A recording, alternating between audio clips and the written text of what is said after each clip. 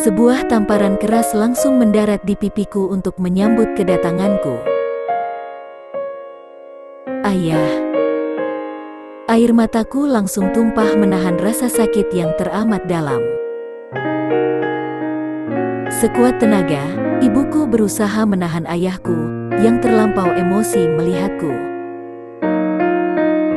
Kamu pikir pernikahan ini mainan? Dengan gampangnya kamu keluar dari rumah tanpa seizin suamimu. Suara bapak meninggi, membuat nyaliku ciut untuk membantahnya. Jika ingin pergi silahkan, namun, jangan pernah kembali lagi sekalipun itu acara pemakamanku. Air mataku langsung tumpah mendengar kata demi kata yang dilontarkan ayahku. Sumpah dan makian semua tertuju untuk diriku. Kenapa mereka dengan gampangnya menyalahkanku? Bahkan aku tak diberi kesempatan untuk memberikan penjelasan sedikitpun. Dan, hal yang paling kutakutkan pun terjadi. Ayah mendadak terkena serangan jantung, dan itu semua karena salahku. Jeritan dari ibu membuat seisi rumah menjadi semakin panik. Jangan diam saja, cepat ambil kunci mobil. Teriak Mas Raka ke arahku yang terdiam mematung. Buru-buru aku menghapus air mataku dan berlari mengambil kunci mobil yang Mas Raka perintahkan.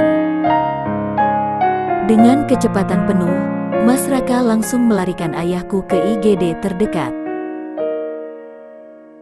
Syukur saja, Mas Raka membawanya tepat waktu, kata dokter. Jika terlambat sedikit saja, bisa fatal akibatnya. Dan aku tak tahu apa aku bisa memaafkan diriku sendiri jika terjadi sesuatu kepada orang tuaku. Perasaanku semakin campur aduk, aku tak tahu apa yang bisa aku lakukan sekarang selain menangis. Semua orang seperti menyalahkanku, aku takut terjadi sesuatu kepada ayahku. Apa salahku Tuhan? Kenapa kau yakin memberikan beban seberat ini di pundakku? Hari sudah semakin larut, namun ayahku masih terbaring tak berdaya di atas kasur rumah sakit.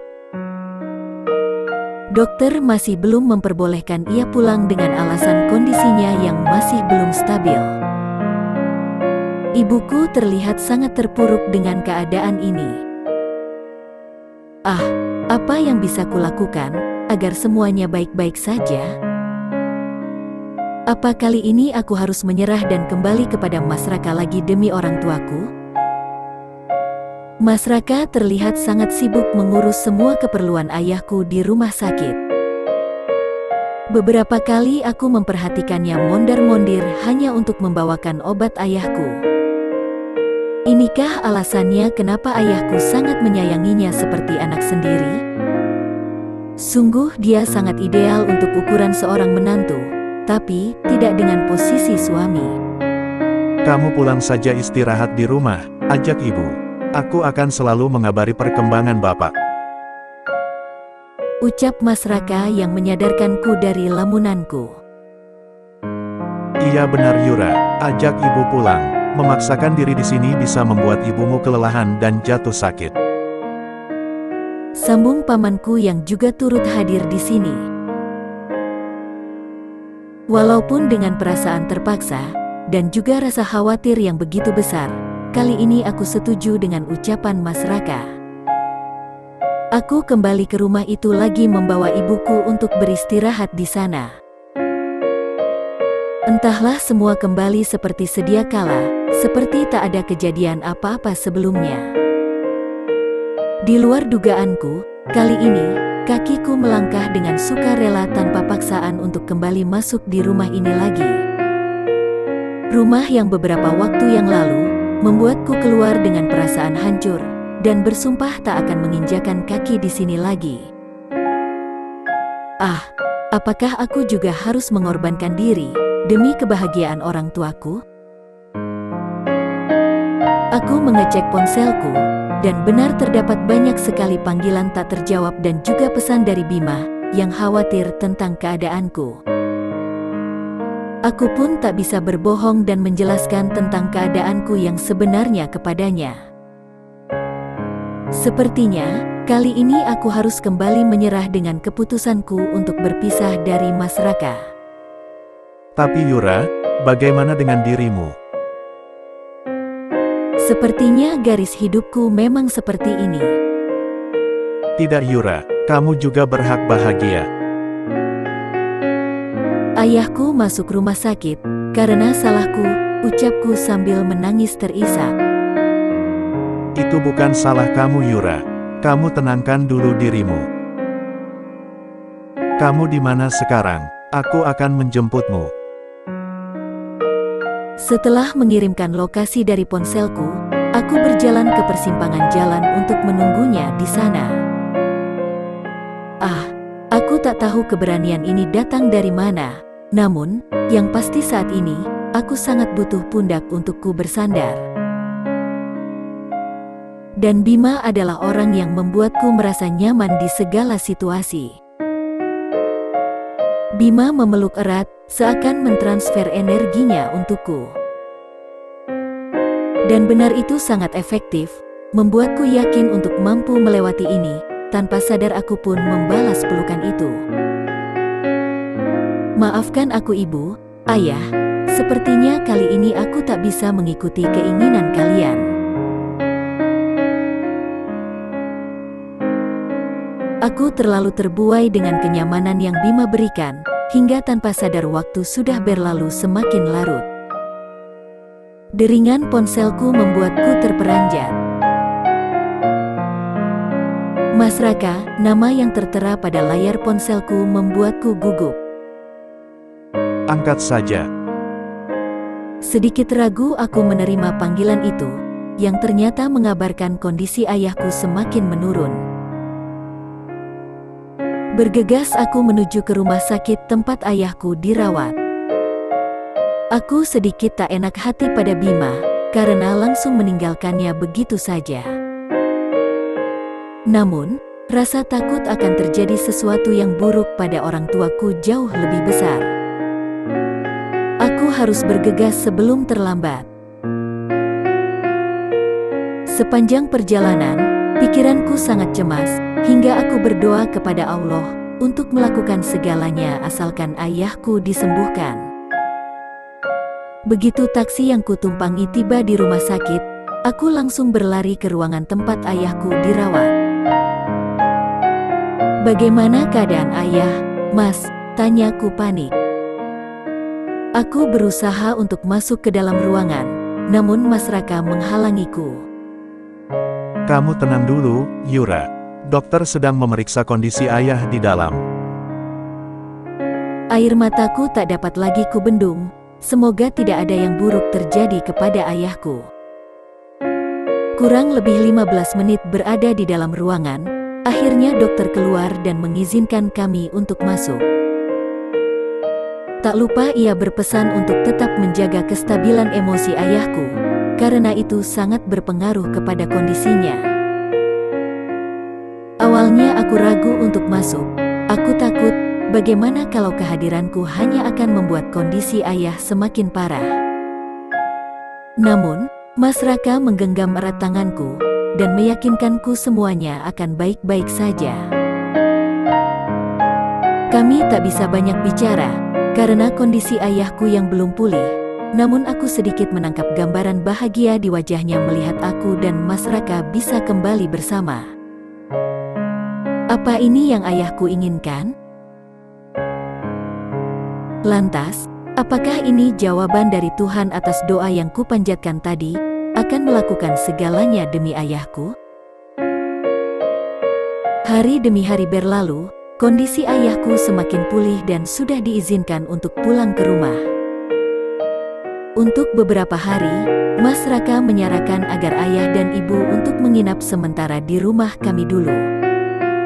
Ya, perjalanan yang begitu panjang, dengan kondisi ayah yang baru pulih, ditakutkan akan membuat kondisi fisiknya menurun. Tanpa berpikir panjang, kedua orang tuaku pun setuju dengan ide Mas Raka itu. Namun, Sayangnya kondisi ini membuatku sangat tidak nyaman. Bagaimana tidak, setiap hari aku harus berusaha berpura-pura untuk hidup seperti tidak terjadi apa-apa antara aku dan Mas Raka. Kekecewaan dan amarahku padanya harus aku hilangkan saat di depan orang tuaku. Ah Tuhan, keadaan ini sangat membebaniku. Yura, kamu sudah tidur. Sebuah suara terdengar setelah ketukan kecil di pintu kamarku. Itu adalah Mas Raka. Setiap malam kami memang tidur secara terpisah seperti permintaanku. Untungnya kamar kami ada di lantai 2, jadi tak ada seorang pun yang tahu tentang hubungan yang merenggang ini. Aku memilih diam dan tak menjawab panggilan itu. Tak berselang lama, terdengar kenop pintu yang dibuka dari luar. Langkah kaki itu mendekat ke arahku yang tengah berbaring di tempat tidurku. Keputusanku masih bulat untuk tak menjawab, dan memilih untuk memejamkan mataku. Perlahan, ia membelai rambut dan mengusap kepalaku, entah apa yang sedang ia pikirkan. Namun tak sampai 5 menit, kaki itu kembali melangkah keluar menuju ruangan kerjanya, tempat ia bermalam selama ini. Maafkan aku Mas, memutuskan untuk bersikap seperti dulu lagi kepadamu, setelah apa yang kau lakukan padaku, itu sangat sulit. Dan mungkin aku butuh waktu lama untuk mencerna semua ini, gumamku dalam hati, sambil mengusap air mataku dan terlelap dalam gelapnya malam. Suasana pagi yang seperti layaknya keluarga bahagia. Aku duduk di meja makan dan membantu Mbok Mina menyiapkan sarapan untuk suamiku dan kedua orang tuaku. Seperti inilah aku berakting setiap hari untuk menyenangkan hati kedua orang tuaku. Yura, bagaimana keadaan toko kamu sekarang? Tanya ibu, membuka obrolan pagi yang membuat suasana antara aku dan Mas Raka sedikit menegang. Aku diam dan menoleh ke arah Mas Raka. Layaknya pertanyaan ibu, aku juga penasaran bagaimana kabar toko bungaku yang ku kelola selama ini. Semenjak kejadian itu, aku sudah lepas tangan dan membiarkan Mas Raka yang sudah menghandle semuanya. Baik Bu, masih lancar seperti dulu. Balas Mas Raka. Bagus Mas, pencitraanmu di depan orang tua membuat aku semakin membencimu, gumamku dalam hati. Alhamdulillah, tapi kok selama ibu di sini, ibu sudah nggak pernah lihat lagi kamu berangkat ke sono lagi. Sebenarnya, Raka pengen Yura di rumah aja Bu. Toh, di toko juga sudah ada karyawan profesional yang bisa menghandle semuanya. Udahlah Mas, jujur saja tentang masalah di toko, sahutku tak mau kalah. Yo, terserah, dia istri kamu, silahkan perlakukan selayaknya kamu mau. Seperti kami orang tuanya, kamu juga pasti ingin melindungi dia dengan caramu sendiri. Balas ayahku, seperti tak menganggap perkataanku. Ayah selalu saja membela Mas Raka. Sungguh, ini sangat merusak suasana hatiku di pagi hari. Setelah mencium taksim tangannya, Mas Raka berpamitan untuk berangkat ke kantor. Sebelum pergi ia menarikku untuk bicara berdua dengannya. Sepertinya ia dengan mudah membaca raut wajahku yang berubah. Yura, tentang masalah di toko itu. Iya, aku tahu kamu memecat Nadia. Aku lakukan itu untuk... Sudahlah Mas, cukup, aku tak mau berdebat masalah ini. Balasku memotong perkataannya, sambil menepis pelan tangannya yang mencoba merangkulku. Dengan sedikit kecewa ia pergi meninggalkanku. Ah, memang sudah seharusnya seperti ini. Apa aku perlu memikirkan lagi tentang kebersamaan palsu ini?